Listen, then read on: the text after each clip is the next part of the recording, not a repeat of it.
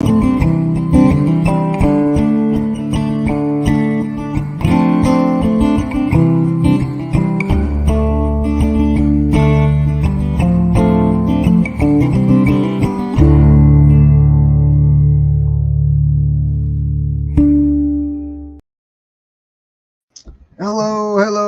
everyone. Today, we're going to sit here and have a chat. This is Leroy for Blood, Sweat, and Sell. Leroy, let's see if I'm going to try. Let's see, let's see here. And we're going to, let's see, we're going to make you big, I guess, is make you the whole screen so you can talk to people, introduce yourself. So here we go. What's going on, everybody? Thank you for letting me be here, guys. My name is Leroy. I'm from actually from New England, I live in Spartanburg, South Carolina. Actually, not far from the host. We just realized that real quick. And I'm by way of New England, so that's where the car park comes in. And I sell on eBay and flea markets. I've been selling for probably about 20 years now. And I also pretty much sell tools. I like tools and hardware. So that's it. Let's see. Give me 1 second. Let's see. There we go. I'm new to the guest thing, so I'm having to figure out all the buttons. Thank you, Lisa. Leroy. Lisa says hello here. Hello. And so we're going to get you on here and we're going to pick your brains. You guys coming in, if you want to ask any questions or anything, feel free to ask Leroy any kind of question you want. We're going to pick Leroy's brain here, but I would like to know what got you into reselling. How did you start? So I started, goodness. So eBay and stuff, I started, a guy told me at the flea market, but I've been selling at the flea market since I was 19. I used to chase the flea market when I was a kid, and I used to have to ride my bicycle about 19 miles to the closest flea market, and I would go on Sundays just to go. I didn't have a car yet, and so awesome. I would go to the flea markets, and then one of the guys was like, "Hey, listen, if you help me pack up and stuff, I'll have a few things. You can keep your bike here so you can go shop," because that was the biggest thing, was somewhere safe to keep my bicycle so I can get home. So then I started doing that, and then I got into swap. I love swap meets. So here in the north, we call them flea markets. In the south, in the out west, they actually call a flea market a swap meet. A swap meet to me is different. A swap meet is an auto swap meet, a gun swap meet, a baseball card swap meet. It's usually niched down, but they call swap meet just a regular flea market.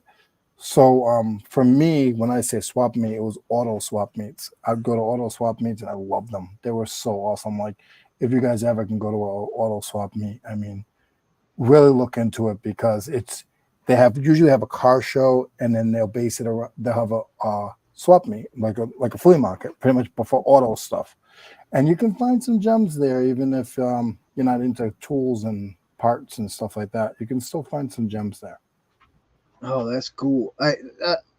You specialize in tools, is that correct? Yes. Let's see, Lisa. She says, I just subbed your channel. What's your name and where are you located? Lisa, my name's Chris, and I go by Buck Mountain Barn, and I'm located in South Carolina also.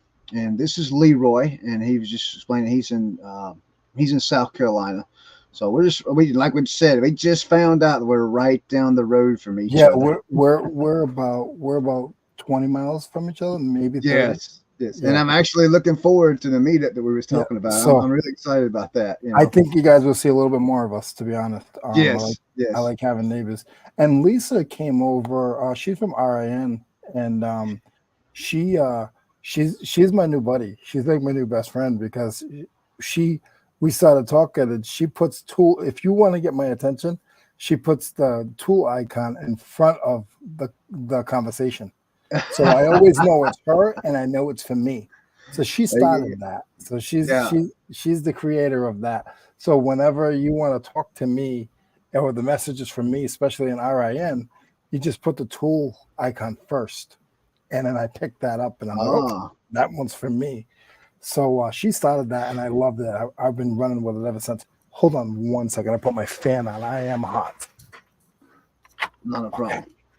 problem. Sorry about that. But you know, it's selling tools or selling in a niche. We can get into that.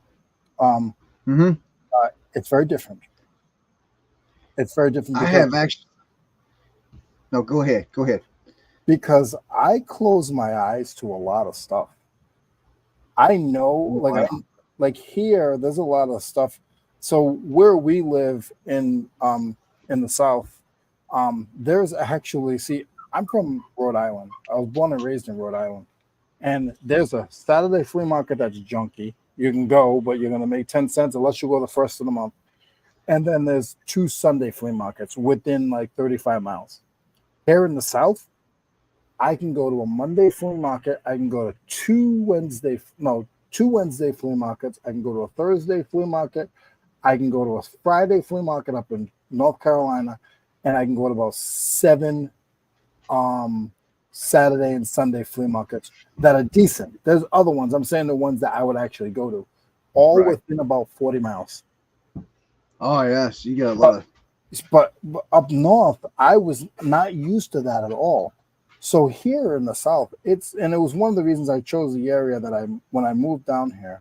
It was one of the reasons I chose this area is because I did look around and see about how I could get you know good stuff and get my stuff at where I am. So you was reselling up in. You said New Jersey. Is that correct? Rhode Island, Rhode Rhode Island. Island. I'm sorry. You was reselling up there in Rhode Island. Yes. So, and what have you noticed is difference wise of products up north compared to the south, pricing up north compared to the south? Okay. So that's two different things. So getting when I moved here, I came down here to visit and I said, hey, I said, let me go to flea markets and check and see how much stuff's going for. It was like 20% higher than I would pay up north down here. Wow, that's And shocking. I'm like, oh my goodness. I was like, this is horrible. What am I gonna do? So I spent $10,000 up there and brought it down with me in inventory until I found out where I was going to thrift, where I was going to, be Hmm. able to pay my bills. Right, right. But So you actually moved all your inventory with you then? not all of it. I got rid of a lot of it. Hmm. Any of the bigger stuff, and I came down with probably about 15 boxes. But then I came down with all my racks, Right. all my tables, all my flea market stuff. So, um, you know, I came because I didn't up north. I was able to. I knew I had all my contacts. I was there for 44 years, so I had all my contacts. What's going on, Tim? That So I is had all. Tim. Yep. So I had all my contacts. So I just used my contacts while I was up there. So when I came down here, I wouldn't be a duck in, duck in no water. Right, right. I get you. That's pretty awesome though. That's pretty awesome. Yeah, I mean, when I moved from Georgia, I'm going to tell you what I did. When I moved from Georgia, I didn't want to pack up all my inventory. I had over 6,000 items, and when I moved from Georgia, I was already established on Whatnot, and so I just did 20 pound. This is back when you could do 20-pound boxes.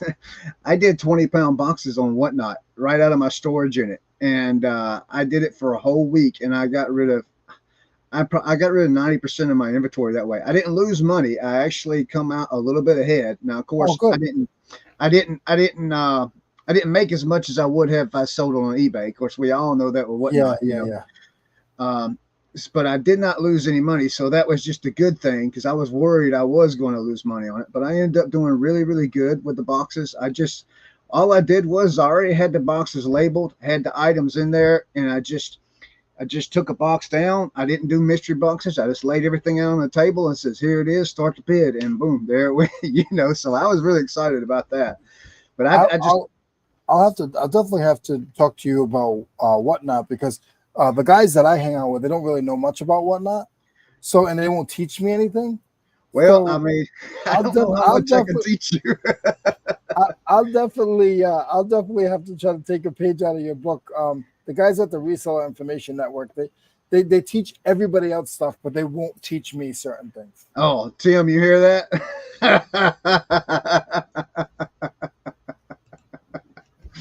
Oh, I'm gonna tell you, you guys. I want to ask you, Leroy. And Tim's here too. So if he wants to put in a comment with that, that's great. How did if I'm correct, if I'm correct by watching the show, is it Eric that actually started that, or was it you four guys that started it? How did that come about? How did Reseller Information Network form itself? I can give you the short end, and then Tim will give you the long text end. Um, Oh, okay. we were influenced by someone to, because we were doing it anyway. So we were doing Right. listing loafing anyway, and some of the just being honest, some of the other chats, they're overwhelming for new people. They're Mm-hmm. way overwhelming. I mean, a lot of these guys are my friends, but it's overwhelming on two different ways. It's overwhelming if you're a big channel and you're trying to answer all these questions, and it's also overwhelming if you're a little guy and you just can't even get a word in. So Right. somebody was like, "Hey, why don't you guys just do change the name, and give information, because you guys know so much." I mean, Cernak is a brainiac with a lot of things. Um, and Tim is amazing with class and baseball cards, and Eric Oh, is just Mr. All Around. And then I'm learning from those guys. I'm still trying to learn everything, but I I know a lot as well. So we we get along well. We're very honest with each other. Um, I want to be able to come here and be honest and not say anything bad. But when you do YouTube, you gotta make sure that group is a group that you want to grow with and not have to take away from, or it's hard when you're on YouTube. I see a lot of the newer groups, and they have a hard time, because a lot of people have different opinions, and I feel like we're on the same path as of right now, and it's been like 2 years, so we know each other's flaws, we help each other, and that's what community is all about. oh yeah. I'm gonna tell you, you guys' channel. I mean that. I was really, and I'm going to tell you, I found it by accident. I will tell you that, and I'll tell you exactly how I found it. And Eric's.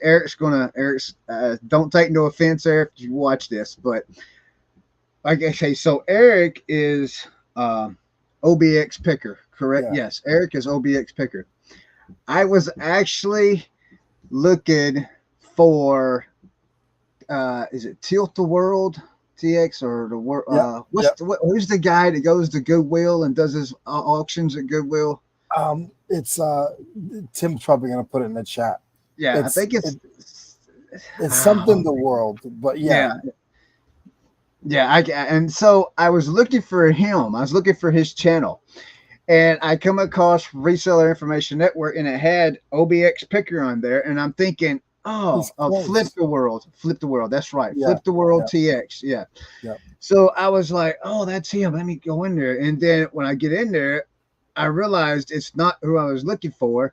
But then I started watching you guys, and I was like, oh wow, these guys, man, that's great. And I think the first comment I ever made in your channel, one of your shows, was it wasn't the first show I watched, but because I kind of try to stay behind the scenes a lot. I don't like Yeah. Yeah. commenting a lot in shows, Yeah. but I remember I sent a message because I I made a video and I thought I made a mistake. I hadn't been doing it maybe a month, and I made a video. It was called "YouTubers Are to Blame for Slow eBay Sales," Yeah. I is what it remember was that. called. And basically, it was just off of another video that I watched. I was just giving my opinion that I thought, how I felt about that, and I started. I didn't know a whole lot about YouTube, so I started.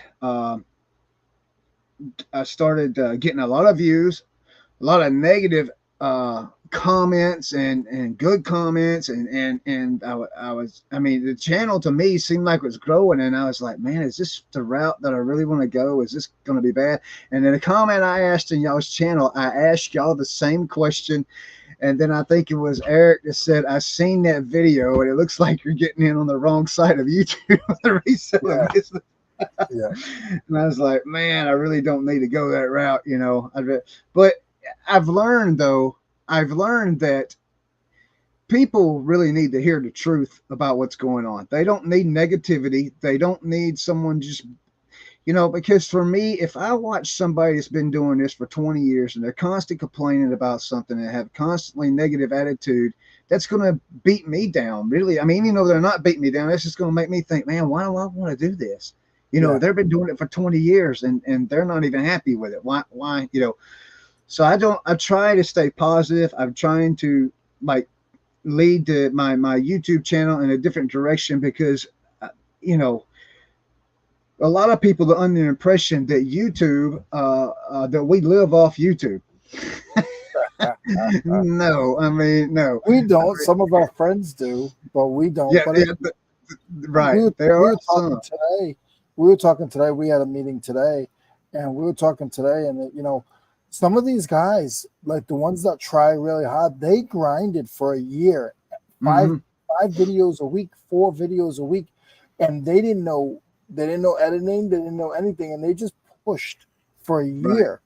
And you know, there's no you have to push. And you know, some of us are not for that. I right now I'm not really for that. My buddy Tim, now he's been doing videos, and I'm gonna harass him for the whole year that he keeps doing videos. He's doing great videos.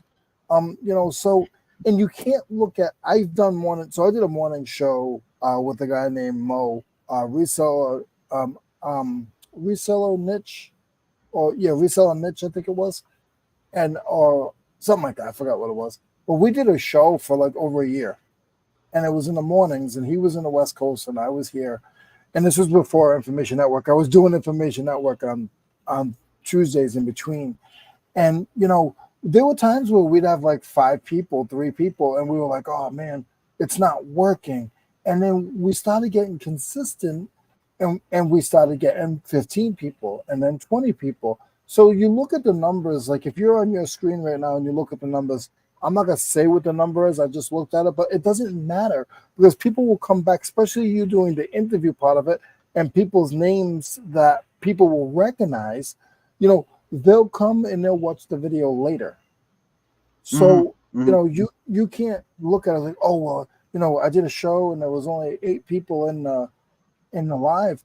You know, you have 8 people out, 8 people here, but 3 of them or 4 of them are not even gonna. They're not even gonna message. They're just watching. You Right. Or know, listening. it's like a YouTube video. You put out a video, and once you put out a video, there is probably say you have say you have 100 views. Out of those 100 views for that one video, only 45 or 60 people subscribe to you. Right. The other 40 people, they will never subscribe to you. They if they feel like they have to pay to subscribe to you. It's free. Right. Right. And, you know, I did. I was watching. Another. Tim said something else here. He says that's what resonates with me. The first time I watched Chris, I thought you were authentic, and I appreciate that. Yeah, I didn't know what else to do except be myself. You know, I mean, what else can you do? I wasn't because you can't be, and I think that's a lot of. I think that is a mistake that some of the other new people out there try to do. They try to be like Josh, Harry Tornado, or Kevin from Commonwealth Picker, or even one of you guys from Reseller Information. They try to do, and me, I just, you know, I try to, I do watch other videos. I don't try and do what they do, but I try to put out product. I try to put out content that helped me when I was starting to watch videos, like the what sold videos that are out. There's thousands of those out there, but they helped me, you know. So I try to put that out there. Their yard sale videos or thrifting videos. I try to put those out there because that's what helped me. Yeah. Um, and then you get into uh, this part of it here is I wouldn't try and suggest. Let's see, what does Tim say? He says I wouldn't try and just be like me. It's not working. But I I just wanted to. I'm not doing. I didn't do this to make money. I mean, it's the YouTube thing. Yes, I'm not going to lie. Yes, I would love to hit the 1,000 subscribers. I would love to have the consistent 4,000 watch hours yearly. I would love to have that. But to be quite honest with you, I want to do this to help people, you know, because I made a lot of huge mistakes along the way. I've only been doing this since 2019, and I just want to try and help people and in a direction that where I didn't get help. Someone's just getting started today, instead of tearing the business down, tearing eBay down, or whatever platform they're using. I want to let them know, hey, it's okay. You know, we went through a spike with eBay, and that was through the pandemic years, and there's a reason for that. Nobody was going out shopping; everybody was shopping online. Now everything's slowing back down to what I think is a possibly a normalcy for eBay, and there's a lot of people that's just they're going crazy over it, and people just need to know, hey, this is part of it, you know. So I just want to be, I guess Tim was talking about authenticity.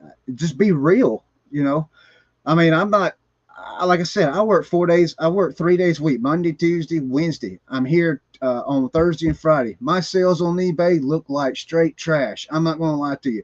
People will ask me, why do you even do it? You know, well, I don't get to put that much effort into it right now. So, and when I do put effort into it, it skyrockets. When I first started in eBay, within 6 months, I was averaging $1,000 profit a week. Yeah. $1,000 profit a week.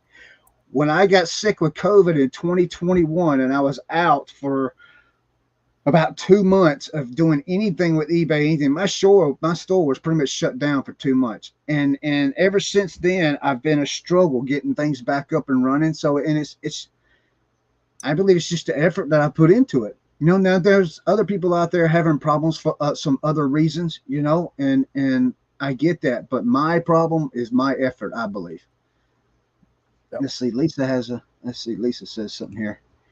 I've always wondered how much does it affect the algorithm if we comment. I try to leave messages because I hope it helps simulate YouTube views for your channel. Is that helpful? I have no idea about a YouTube Yes, algorithm. it does help. It does help. It's just like with eBay. Again, another conversation that I had with the boys is, you know, when a platform asks you for something, um, do what that platform asks. They tell you what to do. eBay tells you what is good and what is not good.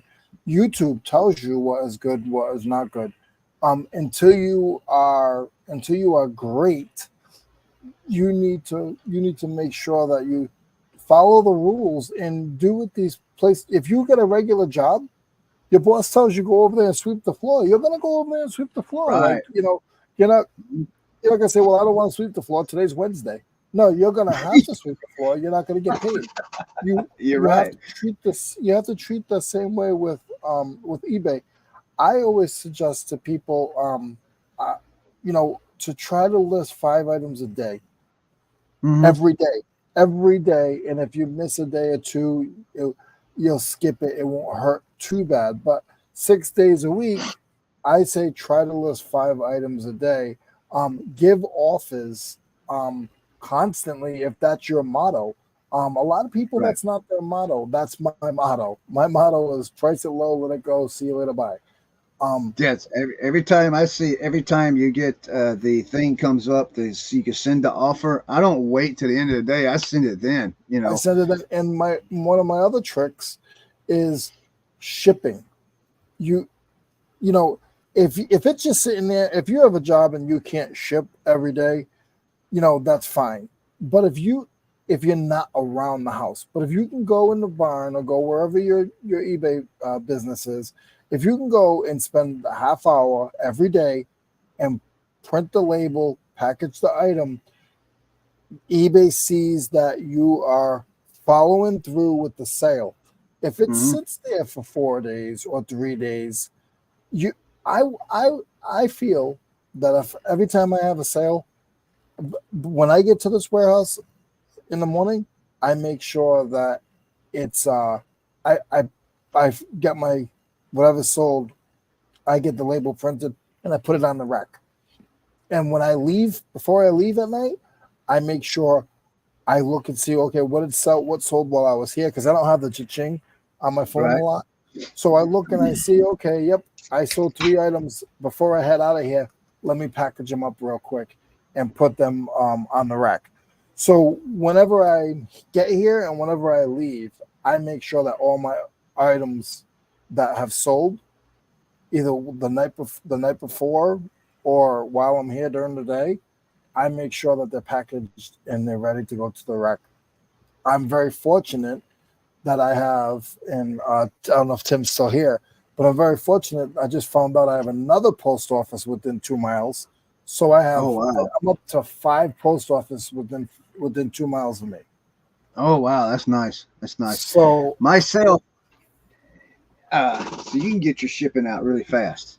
yeah, I go to the post office twice a day. Oh, that's nice. That's nice. Let me ask you, when you do your shipping, how many days? Is it a 1 day, 2 day, 3 day? I'm assuming it's a 1 day. Yeah. I do 2 days. Yep. Um, I intentionally do 2 days, not because of my job, but because if someone buys something in my store, someone buys something, bought something yesterday on Thursday, it doesn't tell me, and the customer sees that it's not going to ship till Monday. Yeah. Well, for me, because I'm here on Thursdays, guess what? That thing sells on Thursday, it's leaving out Friday morning. And so then they get the package on Monday.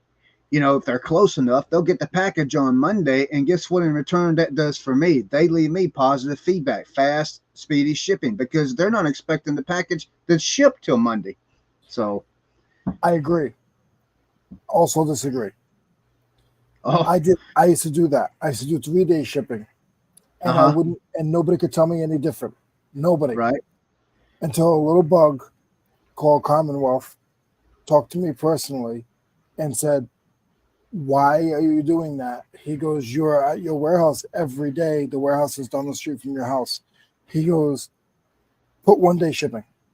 I said, "Oh, I don't know if I could do that." He goes, "1 day shipping is honestly almost 2 day shipping in number wise. It just means it needs to go to the post office then. It doesn't mean it's going to their house in a day. It just right, needs to go to the post office. And it's usually about 30 hours. I mean, if I sell it right now, and then that also only counts for Monday through Tuesday, Wednesday, Thursday, Friday. Anything after 5 o'clock on Friday, 90% of post offices are usually closed, and I only have one, and it's a little ways. It's like 3 miles away. That's open on Saturday. But you it's have going out so the next day. so those Yeah. 3 days, you don't have to ship it anyway. But get Right. that label printed, but bump it down, and see how much better your sales go. Okay. I'm asking Yeah, you personally. yeah, To, I'll to try that. I'll try that. And and when I think about it, you just reminded me. Get the label printed. Correct me if I'm wrong. I have noticed that when you print the label, that's your shipping day. Is that correct? Is that how that's working with the eBay? Do you so understand what I mean?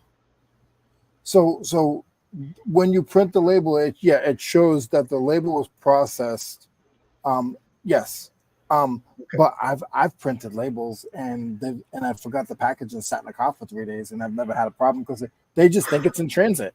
Right, right. That's what I was talking about. They So just think really, it's in you could transit. do the 1 day and print it that day, and then wait the next day to ship the thing, and you could possibly even do a same day if you You get the time frame Yeah, right. you couldn't. And for me, I try to tell people as well, when you are doing your listing or your pitches. So what Leroy does is, not talking in a third person, but what I do is I don't have any. Oh, I do have. I don't have any here that have it on it. But when I do a label, when I do a picture, so say for instance it's these tapes. So when I take a picture of my SKU number in the picture. So when I look at it, I have a SKU set up, and it's 1203, and then that's in the SKU section on eBay, and it's also in the first picture. So if something happens, I can look and go back, and I have a double method. So I can go back and see, okay, that is 1203. On most of them, I don't have it on this one, but I'll write the ounces. So I'll write, okay, this is 1 pound or P pad. P pad to me is padded flat rate. So Oh, it's already on there. So once I go and I list it, it's done. I sometimes after I package it, I'll have to tweak it a little bit. But once I list the item, I know the sizes, I know the weight, it's done. I know some people do it the other way where they don't know the weight until after. I don't do that. I want to know what my weight is. So if I really wanted to, I could print the label and not even package it. But I don't do that. right, right. But if you have your shipping information ready already on your listing, then you're going to get an accurate price for the person, and then you're also going to be able to just you take the label, put it in the box, slap it on. You don't have to weigh nothing, and it's out the door. That's it. You skip the weighing part at the end there when you get ready to. Because see, me, I weigh it when I list it, and I add a couple ounces for whatever it is. If it's a box, I I do add a too. little bit more, I do too. you know. And then of course, but you're skipping a step that I do by how you do it. If I'm understanding you correctly, so when the item's sold, you already have the information there, and you just throw it in the bag and mail it off or a box or whatever. Me, even though I got the information there, I stick it back on the scale again with the box Oh, you can. or the No, bag. you definitely can, and I do that. But what I'm saying is, like, if it's something that you know is under a pound, and you just can't get to your office at that time, you can put you can have the shipping processed, and Right, then just go back and print the label. I wouldn't suggest it, but you can do right. it. So those tapes you just pulled up, I'm not going to lie to you. I thought you reached over to my shelf and grabbed mine. Are those sold, or how long have they been sitting? Because I'm going to tell you, I got six of them that's been sitting, and I tried to sell the whole six and a whole lot, and I've been sitting for a year, No, and they're brand they've been new still. mine are brand new. Mine are brand new in the packets. They've been sitting. Um, what I do is I have bins. So if you guys don't go to Resell Information Network, what I use these bins. You can see them behind me on the shelf here. Yeah. These are my storage bins. They're corrugated plastic totes, Are those and the mail totes? no, they are, but they're my mail totes. They're not from the post Okay. office. I bought them. Right. I Right. bought them. I bought 150 of them. Oh, wow. I'm a big tote nut. We'll get into that. Ask me about my trip that I'm going on next week. Okay. But I bought these, and these I have numbers from that they're in 25 item increments. So this is 2000 to 2025. 1225. And what I do is I'll so right now I'm getting ready to do more listings. So whatever items are in this bin, I'll go on eBay and I'll see if it's still active. Sometimes it falls off. So every morning I'll do one or two bins. I'll go and I'll check, okay, the VCR tapes. I'll be like, you know what, they haven't sold. I get them at $15. You know what? Depending on my mood, I'll be like $8. I just want them out of here. Right. And I'll change Right. the Pull price them to out. $8 and do a new list. I'll end it and then relist it. And in this bin, there's only 3 items, so I can put another 20 items into this bin depending on how heavy they are. I could put another 20 items in this bin, and then I put it back on the shelf, and then I grab another bin, and I'll write down the So numbers. it takes an hour. It does. It's not really an hour, but it takes about an hour out of my day. I'm checking what I'm doing in that process is I'm not wasting bins because I'm Mhm. reusing the bins every 4 months. Every 4 months, I make it back over to 100 again. Sometimes it's every 6 months, depending on my mood. But I'm not wasting space in the bins. Spaces with any of us, we don't have huge warehouses. Space is very important. So what I Mhm. do is I go and I'll check. I'll put them out. I'll look. I'll like all right, and I write down what numbers are open, and I just write the numbers out. And then when I go to list the new stuff, it goes in this bin. Once that bin's heavy, I take it and I put it on the shelf, and the next day I grab another bin. I hope I didn't confuse anyone Oh, or confuse you, Chris. Everybody has their own no, system. no, you didn't confuse me. That's one of my systems. So I'm checking Right, my right. inventory. I'm ending and relisting my inventory. I'm making sure the inventory is there. So loss prevention is huge because when I Mm. go in the bin, I put it all out on the shelf. I got this rack. I love this rack. And one of them is my shipping rack, and I have one right here that's my shipping rack, and this is my listing and relisting rack. And I'll take everything out, I'll put it on the rack, and then what I'll do is I'll be like, okay, I have three of the items. I'll go in, I'll make sure I'll end them all individually, make sure they're there, and then add the numbers in and the new stuff in. So there's bins that I go in and I'm like, that's not listed. That's not listed. I don't know where that is. Where's that? Wow. So Right. So how does that happen though? what do you mean? How does it end? It's eBay. It ends up in Okay. the eBay Okay. death pile of numbers. All right. All right. Because I've heard people talk about how all of a sudden they have an item that just ended and is in there unsold, and I've never had that issue, and that's why I was wondering how does that even happen? So when they do a new system, it Hmm. happens that way at times. So say if they'll say, hey, you know, you can't list um, certain items they want Pacifics, and if you don't fill out the Pacifics, they're not going to give you space on their platform. Oh That's just yeah. how it is. Yeah. Yeah, that item is going to go all the way to the bottom. It's they want you to do the work.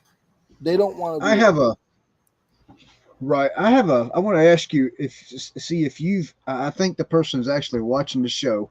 I want to ask you, see if this has happened to you before. I have a friend of mine that lives in Florida, and he's a reseller. He's been a reseller for 21 years, and he's just noticed in his stores. He's one of his stores that he says it's really weird. He says his prices will jump $10 to $20 automatically, and he doesn't even do that. He doesn't do anything with it. He hasn't changed it. He doesn't know how it's happening.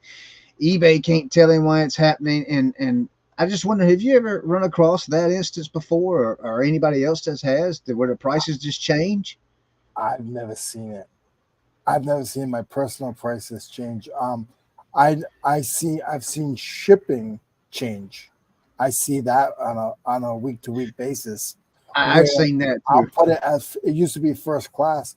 I'll put it as first class, and if you don't pay attention, because I pre enter all my shipping stuff, and if you don't pay attention, it tries to get an extra. It tries to put you in as like a padded or a priority mail, Hmm. and it's just a Hmm. 4 ounce item, and you got to go back Right. and make sure you put it over to first class or ground advantage, because if not, you're paying an extra $3 or $4. Imagine if that was just a little slip up or a little thing that they do. Imagine if 1,000 people did that a week, how much money the post office if $4 times 1,000, Yeah. and I'm not Yeah. even talking 1,000. There's eBay makes eBay's sales is, I mean, there's millions of sales a day sold on eBay. So imagine if it was just 100,000. Imagine if 100,000 people got you $2 out of shipping. How much money between Oh eBay and yeah. post office is making? So be Oh careful, yeah. guys, of your shipping. um, be careful. But to answer your question, no. the regular price itself changing, I don't get that. I feel he might have typed something in and something switched. I've never seen that on my end, and I have never heard it from the community that I serve. Right. He's got a lot of weird stuff going on in his store. I mean, because we talk almost every day, and he tells me a lot of stuff, and I can see where some of it, but with this, I'm just like, holy cow, something's messed up. But he's made another store, and he's slowly moving items out of that store into another store, and that store is doing really really well for him, the new one. So it's really weird what's going on with his account and what's going on with his situation. And of course, there's other sellers out there you watch on YouTube, and they're just man, there's some out there that are just hating on eBay really really bad, and Yeah, you just have to tune you, them out. it's like anything else. Your sports team. I get junk about my sports team Yeah. every second, every minute of the day. Are Um, you a college football fan? I am now. So being straight honest, and it sounds weird. Um, being from the North, college football is not huge, but I've always liked Georgia Bulldogs. But I would never be able to watch them on TV because I lived too far away. They would never Now be you on. can watch them every Saturday. And I started was able to watch. I was only able to watch one or two games. Now I'll watch like three or four games. But I actually jumped the bandwagon. I didn't jump the bandwagon. I still like them, but Yeah. I am a huge Colorado fan. I've been watching. I haven't missed a Deion game. Sanders. I haven't missed a game. I haven't missed a YouTube video. Um, and I just like I like everything that stands for. Um, he is a huge Hmm. motivator. Um, and just listening to his son has a YouTube, Well Off Media, and just watching his son's YouTube, I get motivated every day because what he instills into his family and his people around him is pure motivation all day, every day. Oh right, yeah, yeah. And It is. and we need that. Like, we need motivation. We don't need people to put us down and talk about us. Oh, Leroy only sells 50-cent tools, and he's never going to make money that way. We need people that will say, hey, Leroy sells 50-cent tools, but that kid's hustling. Like, he's grinding Mhm. every day. Like, wow, and he gets rid of stuff. Like, I go to the flea market and I will set up tomorrow, and I will have 500 items listed, 500 items on my table for 50 cents each. So And you do that picture you sent me. I was finally able to see that picture that you sent me on Instagram. So you actually do the flea market side of it also. yes, that's where I started. So Oh, yes, okay. I do the flea market side of it. I love it.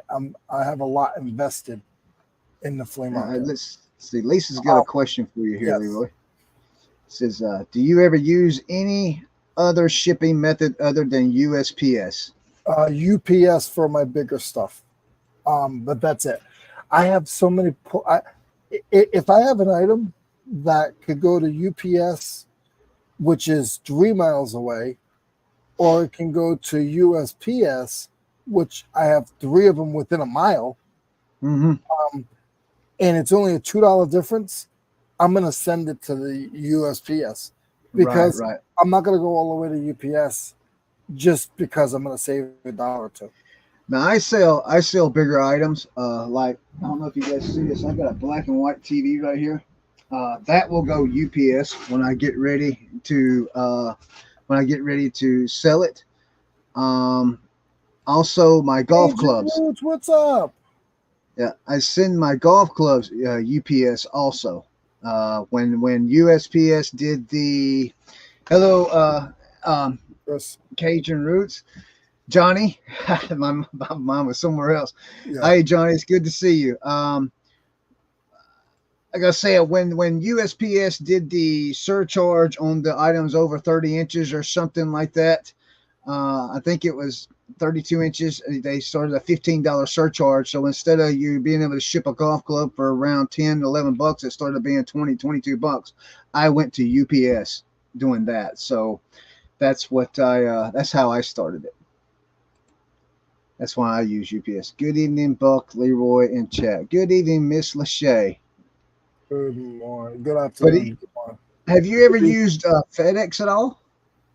Once in a while, because I do have a FedEx hub with Mhm. which is 2 miles away from me. I live Now, in who the is your FedEx shipping. hub? It's Spartanburg. It's Okay. Is it a it's the store? main no, it's the main hub. Oh, okay, okay. So Uh, do you allow stories on your show? yeah, go ahead, tell a Did story. I tell you my FedEx story? This is hilarious. Yeah, go ahead. So I have two vehicles and they're both work vehicles. I have a red van, a little Ford Transit, and I have an E250 full size van, and Right. that's for the flea markets, and that's my everyday. And the little van is my little van.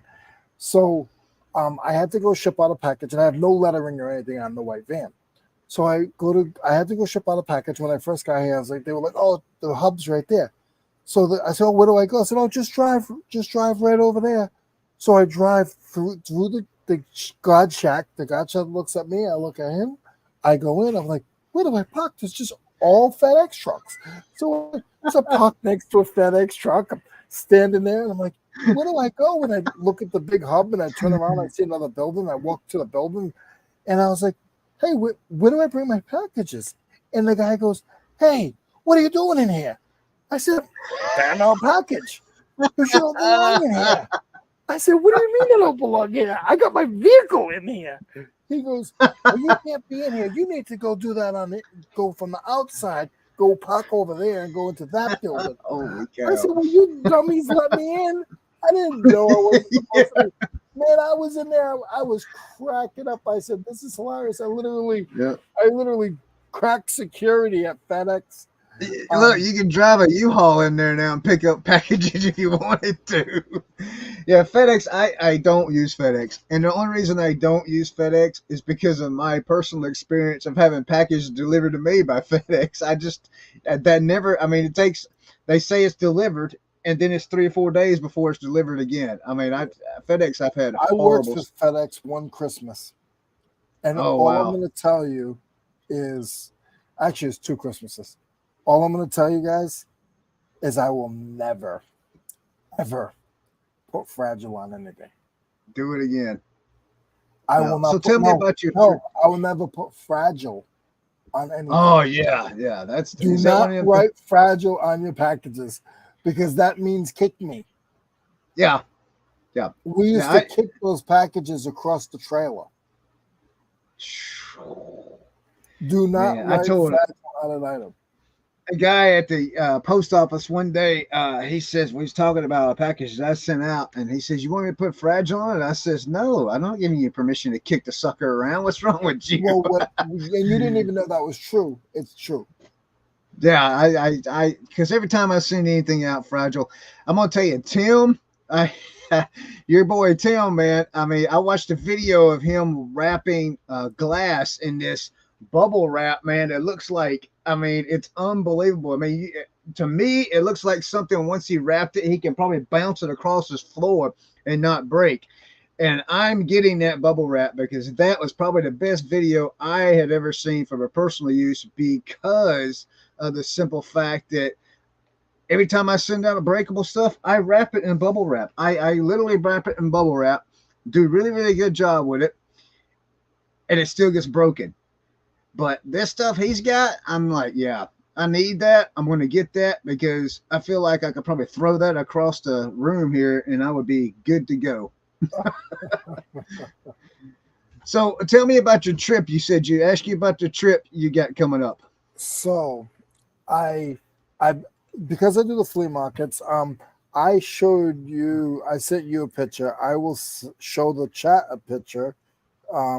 Just give me a second here. Right now I use those bins and I use mixed match of bins and they stack okay, but tools are heavy and it's getting to be where I want something where I can stack it and store it in the van a little bit better.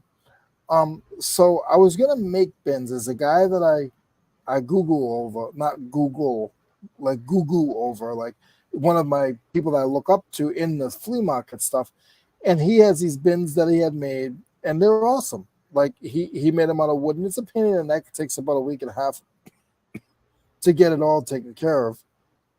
But I found these other bins. So this hit last weekend. I think I sent this picture to you. Last weekend I was at the flea market, and everybody hates this spot because there's a tree in the way. So what I did Yeah, was that's the picture you sent. I went around the tree, and everybody thought it was brilliant. And I know people are going to copy me now. So these are the bins that I'm getting. I found a lady in Tennessee. It's about 7 hours away. That has 300 of them. Oh, I have an wow. addiction to bins and racks. So Oh, I'm so gonna go buy 80 of them. So 80 of them. Yeah. So you have an actual warehouse, is that correct? Am I understanding Yeah, correctly? I rent a 1,000 square foot area in a warehouse. Holy cow. I'm just look, I'm just in a 12 by 24, and part of it is another sitting room. It's got a loft in it on both ends of it. So I got stuff up there. I got stuff down here, and I'm still running out of room. Somebody asked if we do oh yeah, that's cool. Yeah, that's cool. Lisa asked, "Do you ever garage sale?" I I shop at garage sales. I don't do yard sales. I probably should because I'm at a point now to where I'm creating room, getting more. So let me back up. I'm trying to restructure my store.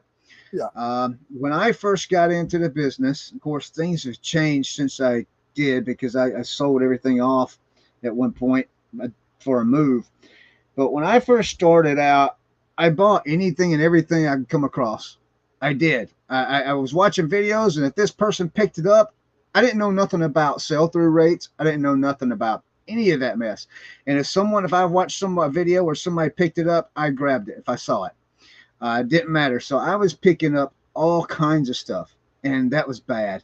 That was bad because that led into a bad habit of when after I sold off all my 90% of my inventory before I moved, I did the same thing again, and now I'm in a situation where, for me, for my own doing, my sales are slow, and so now I got a bunch of stale items, is what I call them, because they're small items. They're not a very high market item as far as price wise goes. And if I'm selling average 2-3 items a day and they're $10-15 items, that's not any good. So I'm having to restructure my store. And when I say that, I'm spending, like I showed you earlier, I got this one still here. I bought two of these today.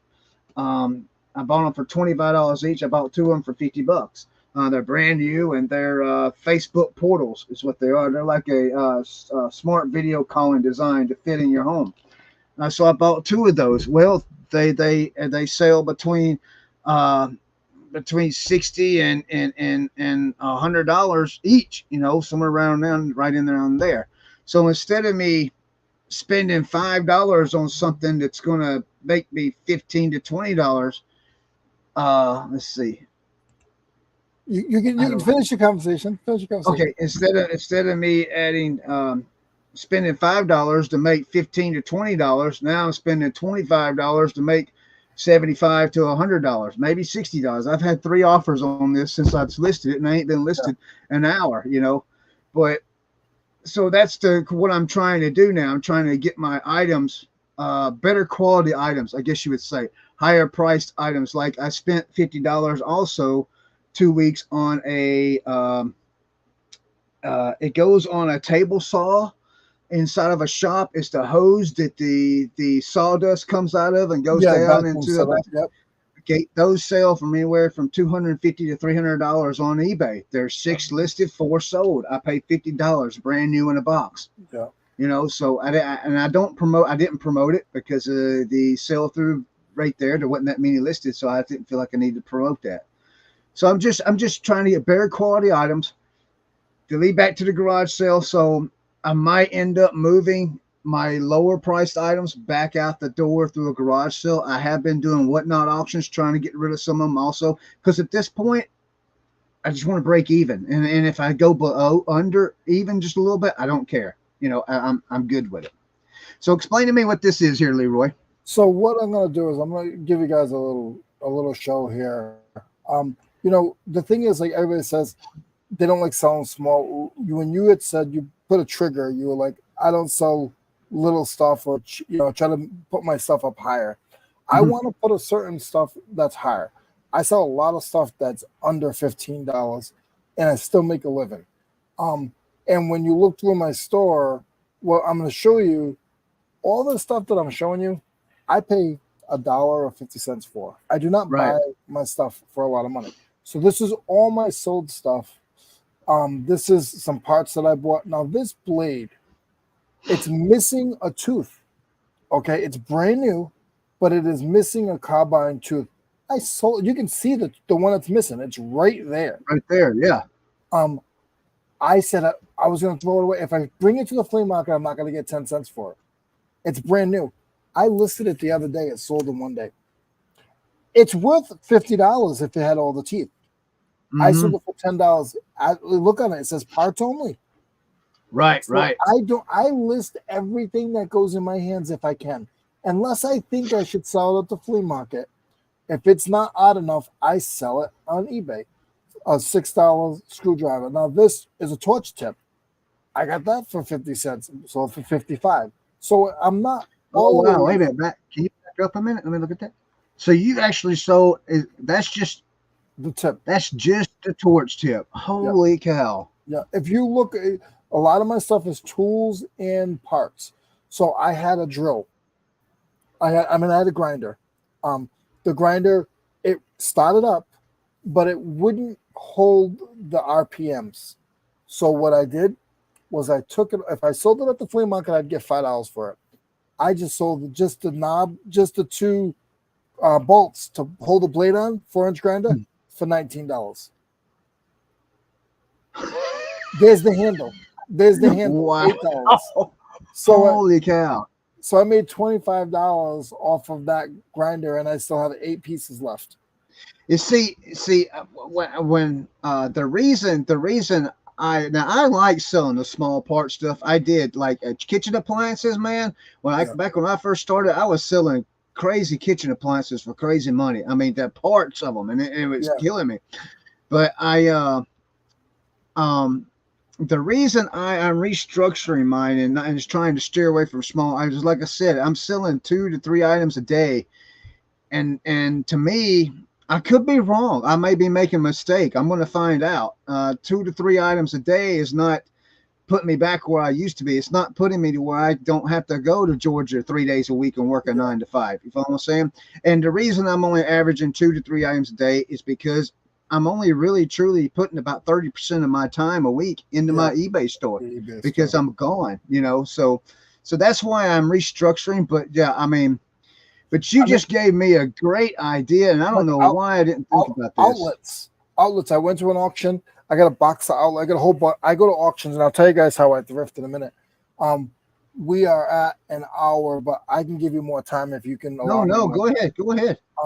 So look at these outlets: $65, $60, and I sold. It was just a box. I probably paid $2 for the box. Um, this is the lawnmower parts I got in Tennessee with Eric. I got a bunch of them. These wrenches I paid $10 for them at a flea market. How do you get rust off them wrenches? I use a wire. I use a bench grinder with a brass wire wheel. Okay, so you Um, do use a bench grinder for that. I Okay, do. I do because I enjoy it. yeah, yeah. So these two, they're sanding pads. The guy bought both of them, $25 each. I paid 50 cents for them. I love selling keys, certain keys for clocks, handcuff keys. Don't even know what they are. I put the measurement in if I can. I sold them So for you have $8. no idea what these keys fit, and you sold them?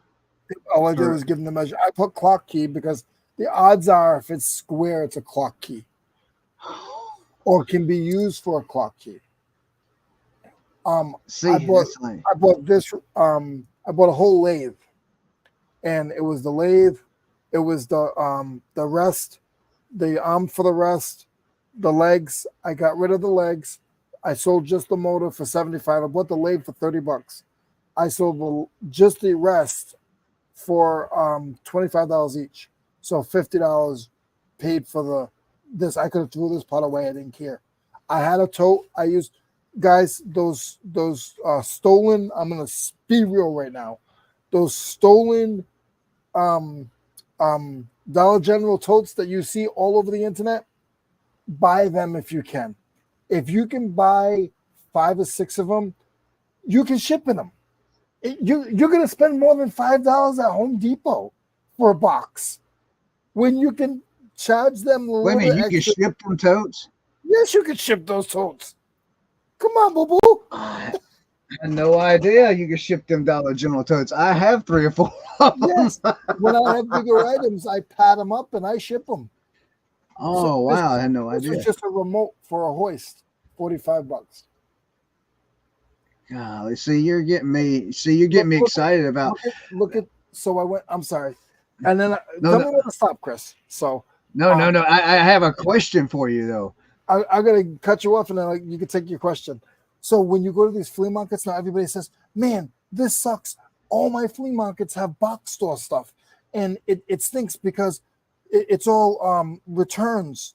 It's returns, and it's in pieces. Yeah, I took the whole Genie garage door set for $10 at the thing. I sold just the motor for $100 Yeah, because why not? Yeah. the people didn't know how to put it up in their garage or figure out it didn't fit. So I sold just the motor for $100.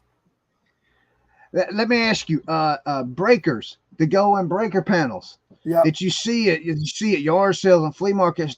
You have no way of testing them. Do you leave them alone? I leave them alone. You leave them I alone. can't make Okay. money on them. I sell them at the flea market for 50 cents, but I can't make them money on them. Okay. TV, we talked about this on Reseller Information Network, guys. Um, the TV stands that everybody gets a TV, they put it on the wall. Get the TV, they put it on the wall. Get the TV, they put it on the wall. Well, the feet that you see in the trash, your neighbor's trash, $58.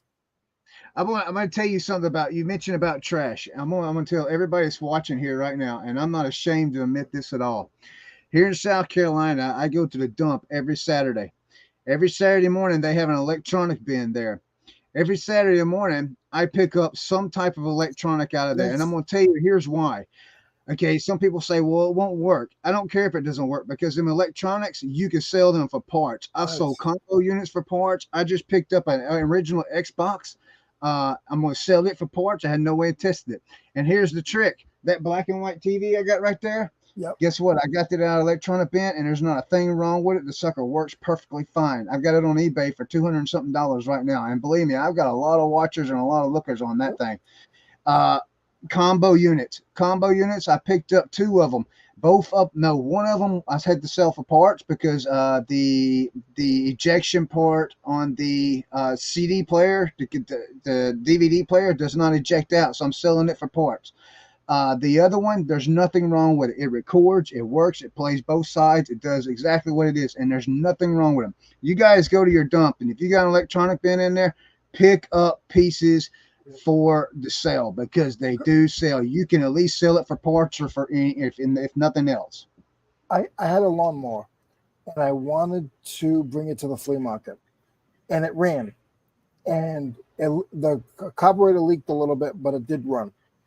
I know if I brought it to the flea market, I was going to be lucky if I got $25 for it. I spent an hour and a half, and this is going to be on an RIN segment coming up. I spent an hour and a half. It wasn't even an hour, it was probably an hour. And here's the motor. I sold the motor parts only, $95. You know those gray totes that I told you about? I put Yes. I drained out the oil, drained out the gas. put it in a gray tote, put foam paper around it, and ship that bad Larry out. That's just the motor. I sold the transmission, the drive shaft, for another $55. I sold two sets of wheels, one set of wheels right now for $13. I sold the handlebars for $20. That's a $200 lawnmower that I couldn't get $25 for at the flea That's market. crazy. And the last one, and then I'm gonna jump off this.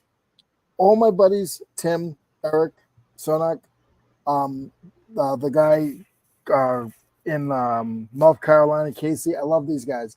They are golf club kings. Leroy takes his golf clubs and I heat them up. There's a way to heat them up. Watch a YouTube video. Any pitching wedge, sand wedge. I take the heads off. I get $11. Don't need no triangle box. All right, hold on a second. Hold on. All right, so what video is it to watch to heat those up to take them off? Just go to YouTube and type in "How do I remove golf club head?" All right, because I've got some that I would just rather just take the heads off and sell the heads. I don't need to worry about that thing. Just take the heads. You off. have a copper. I sell copper. I don't bring anything to the scrapyard. Holy cow! Do you got a smelter also? No, this I got in Tennessee. It's a broken RC. Any real good RC, older vintage RC stuff is worth good money. I paid $5 for that. Eric was laughing. Tim was laughing. Remotes. Yeah, the remotes for those also. The airplanes, the cars, or anything. People will buy the remotes too without the actual thing. I've sold the remotes for an airplane before. You guys see this parts and pieces sell, guys. I don't care. This is good stuff, Leroy. I mean, you got me all hyped up about. I was wrong. The transmission sold for $75. See, you got me hyped up about going out here in my other building, man, and pulling stuff out. Look at the light covers from the old houses. $75. Oh yeah, that's something. Rachel Strickland. I was watching a video. She was talking about junk drawer boxes, lots the other day. And she mentioned something about when her and her husband redid their bathroom. They took all the tiles because they were the old tiles and took them off and was real careful with them. And they sold them on eBay for good money, Yes. And I was just like, I didn't even think nothing about that. Yeah. Lisa said something here. She says, I heard you call an auction the other day with Eric was gone. Did y'all have an auction on your show? Did I miss that? Yeah. So Cernak was asking questions. It was me and Cernak. He was asking questions about some pocketbooks, and he starts getting, hey, how much you want for that? Hit me up on Instagram. How much you want for that? He sold 4 pocketbooks, but he made like $100 on the show. Wow. Now that's the same show that he did the shoe, right? Show how to list a shoe. Probably he does that a lot, so I'm not sure. Eric wasn't there that day. That was the day he had the family issue, Yeah, but I also used to fill in for an auctioneer. I don't have my license, right? But I have the mouth. As you guys can see, when I get excited, I don't shut up. So I've called auctions for a live auction. I can call an auction. So I enjoy that. That's just what I enjoy. I enjoy like the flea market, man. The flea market is my number one love. Like I don't go every week, but when I go to the flea market, I'm gonna call you up one week, and I want you to. We're gonna put your wife, give her $20, let her go shop. I want you to hang out with me. I want you to hang out because you live near me. I want you to hang out with me for an hour. I'm gonna give you an hour and see. I hustle, boy. I hustle. Yeah, I'd like to do that. I really would. I do want to say something to all y'all out there just watching. I don't know. I haven't had any update, but Eric's. I hope you don't mind me saying this. Please, he needs prayer. His family needs prayer. He has a situation going on with his family, and his dad's doing. I'm gonna interrupt you. His dad's doing better, and he might. Okay, so his dad is doing better. That's great. That's great. Yeah, but continue for healthy recovery for his dad. Yeah. Yes, please do. That's.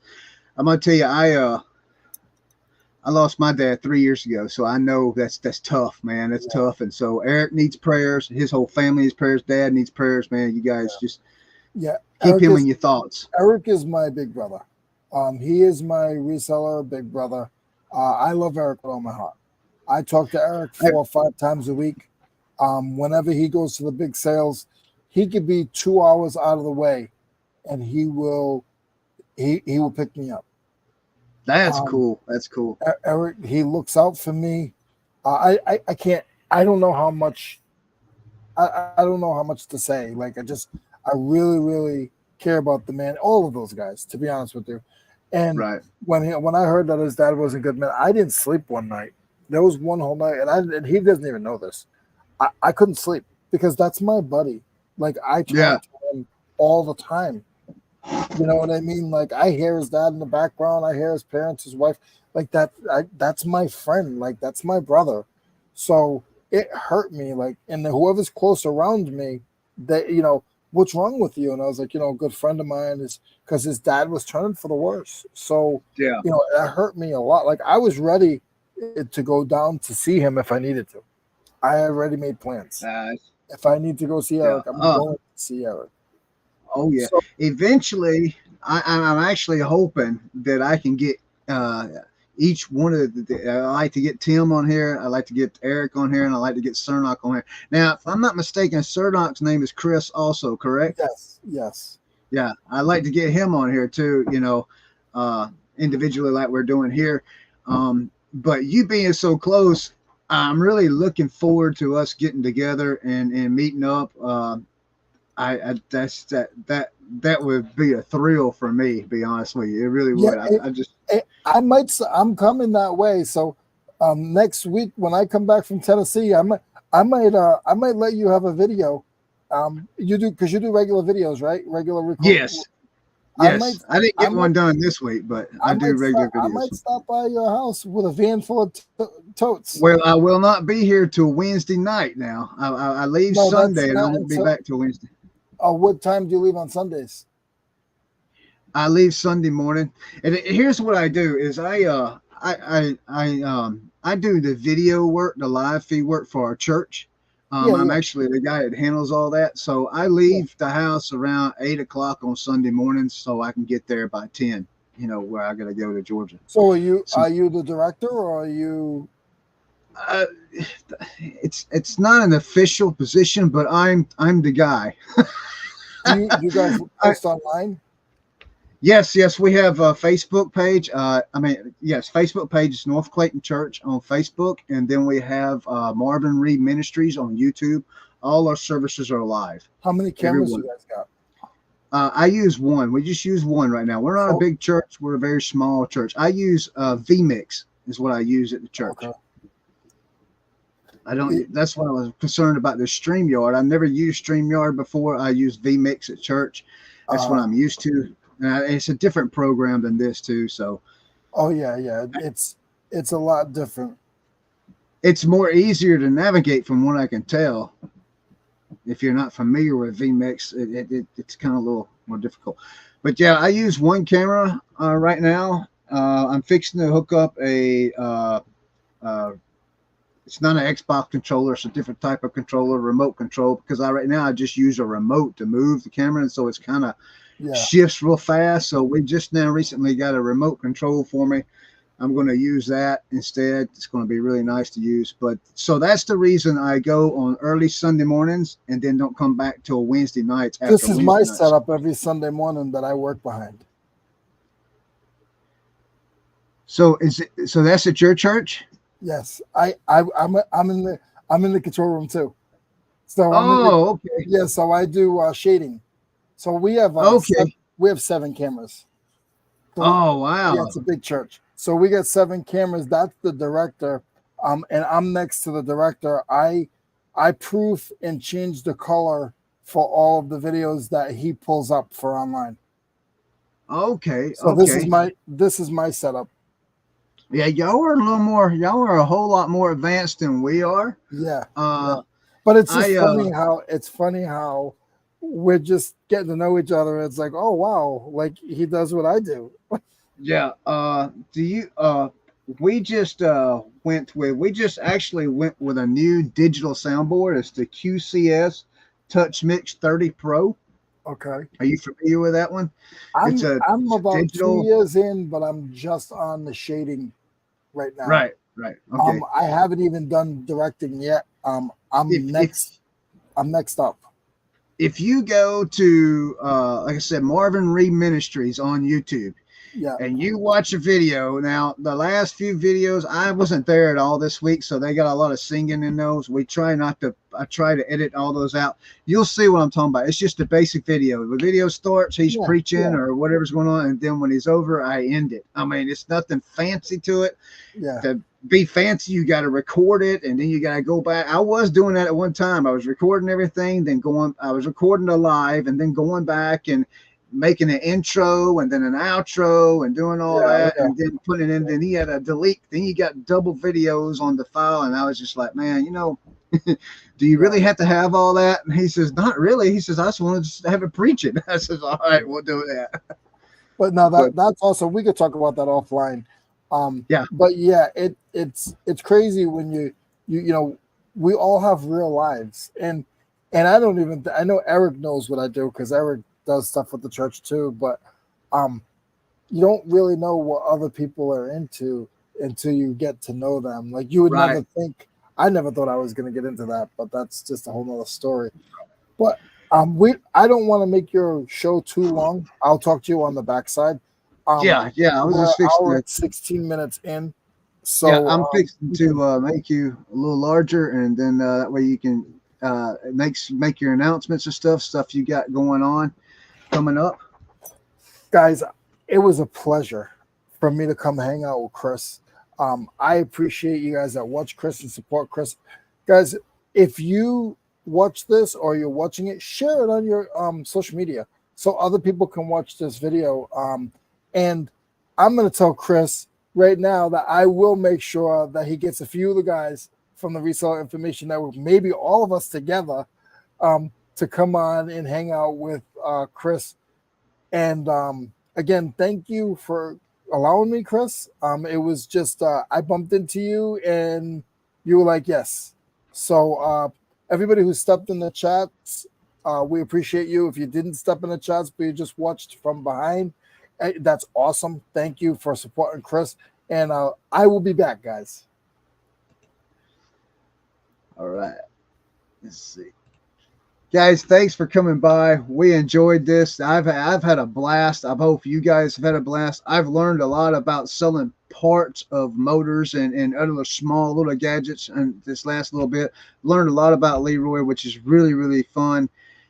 I do hope you enjoyed this show. I hope you guys come back next Friday, 6 p.m. Eastern Standard Time.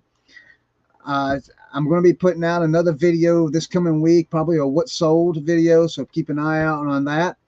And also, guys, don't remember to check the links below. And hey, everyone have a good day and have a great weekend. We'll see you on the next one.